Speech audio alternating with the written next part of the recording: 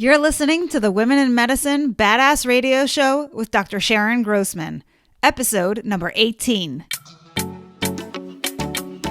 Welcome to the Women in Medicine Badass Radio Show, where we deal with the real issues to get you from overwhelmed to optimal. And now, your host, Dr. Sharon Grossman. Welcome back to another episode of the Women in Medicine Badass Radio Show. And today we're going to talk about the difference between isolation and loneliness and feeling disconnected. And also, I want to really give you some tools about how to think about this differently and how to change how you feel. That's really important. So there's a lot of terms here that I really want us to understand because they're kind of used interchangeably sometimes, but I think they mean different things. So the first thing to note is that, listen, we are wired for connection as human beings. And how do we know this?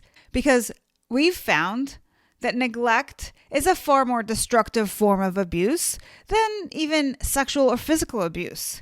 In other words, when we don't have a chance to regularly interact with others, we don't thrive.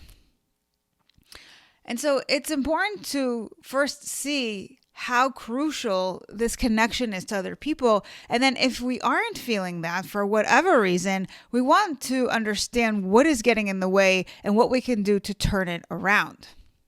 So let's talk about isolation, because it is something that we typically do to ourselves. We avoid others as a result of discomfort. Either we don't feel safe, we don't feel secure with our own worth, or we don't feel at ease because of overstimulation, as in the case of social anxiety or being high in introversion. So let's break this down. If you're somebody who doesn't feel safe, here's what I'd like you to consider. There could be real reasons why you don't feel safe around certain people in your life, and it makes sense in that case that you would avoid them, that you would isolate yourself from them. But too often, we create these overgeneralizations in our mind where we see everybody as potentially unsafe. If we've had early life experiences that made us feel unsafe around certain people, then our brain becomes programmed not to trust other people. And then you might see that where you're not able to create relationships in your life, where you have very few friends, or it's hard for you to become intimate in a relationship, a romantic relationship with somebody. If that is the case, here's what I think would be really helpful for you to do, is do a reality check with yourself. And what I mean by this is you want to really ask yourself, is it true that I am not safe around this particular person or in this particular situation? In other words, what we're doing is, rather than letting our subconscious mind dictate the terms and us just automatically following along without question, we're actually interjecting here and saying, let me use my rational brain. Let me really think about this in my conscious mind to see if this makes sense. Am I acting out of habit, or does this actually make sense given the situation?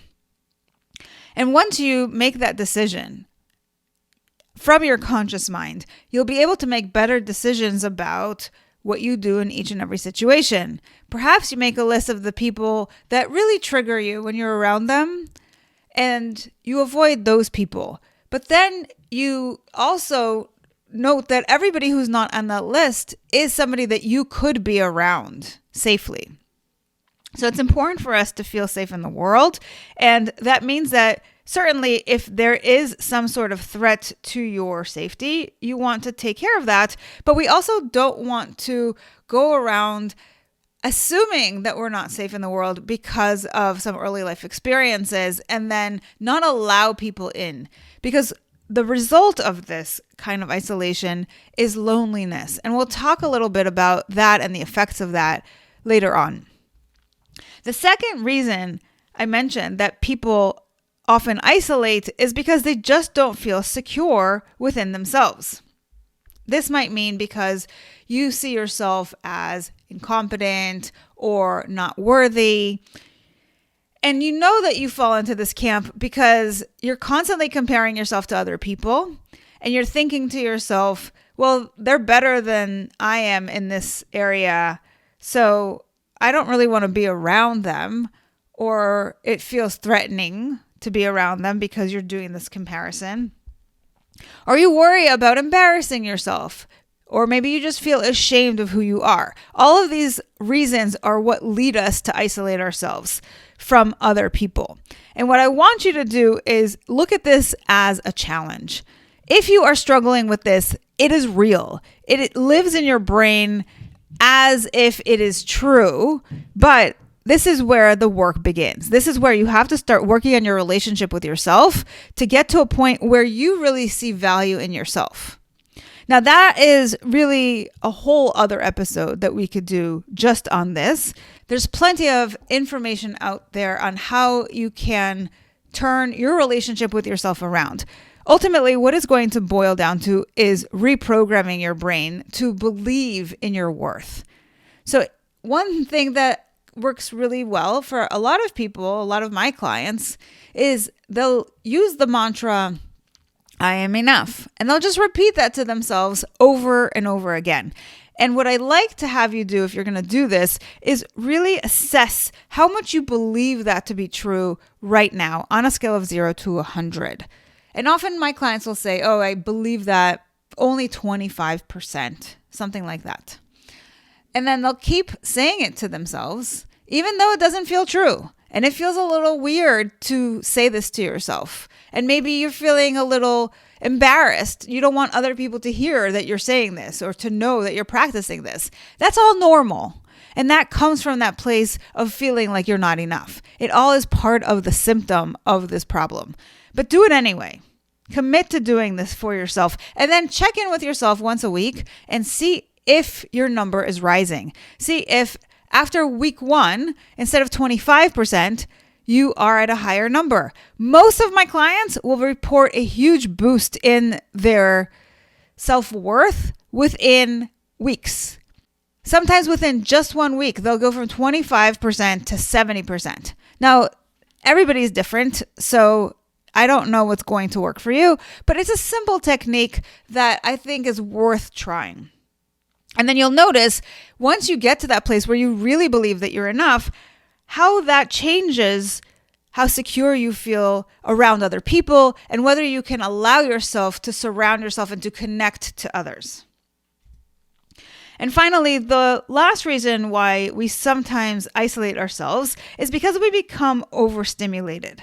And I can really think of 2 reasons why that happens. The first is because we are a hyper introvert. These are people who really become easily overstimulated when they are around other folks.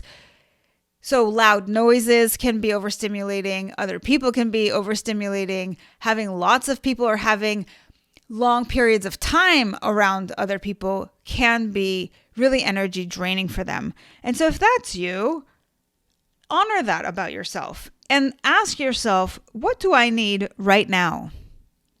If you know that this is something that's draining you, then you got to really pay attention to that balance of where am I right now in terms of my energy and when am I about to go over the hump? And that's when I need to excuse myself and take a break. Maybe I go and read a book, or I go for a walk, or I put on my headphones and I listen to some music. You do something for yourself where you can re-energize all alone. And there's nothing wrong with that. In fact, it is what you need to do to take care of yourself. So that's something that you can do continuously, constantly checking in with yourself, your energy level, and asking that question over and over again, what do I need right now? And then act accordingly. The second reason why we might become overstimulated is because we have social anxiety.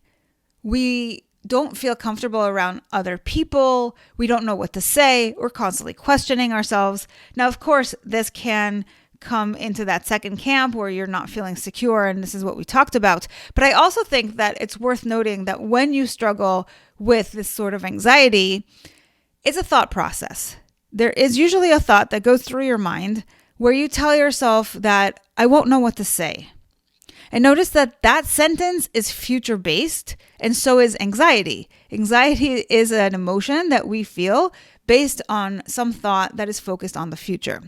So if that's you, what I encourage you to do is change your thinking.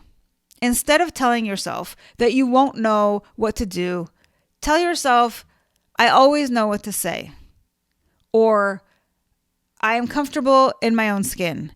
Or I'm an interesting person and I can share about myself with ease. Something like that helps you to create this sense of security in social settings so that you can show up and not really psych yourself up in advance. Now, it doesn't mean that it's always going to be easy for you, but certainly you can get your mind to work for you rather than against you by saying these kinds of statements rather than saying the things that are only going to perpetuate the problem. Now, I mentioned loneliness a little bit earlier on, and I want to come back to this subject. According to researcher Julianne Holt-Lundstad, loneliness is quote unquote as lethal as smoking 15 cigarettes a day.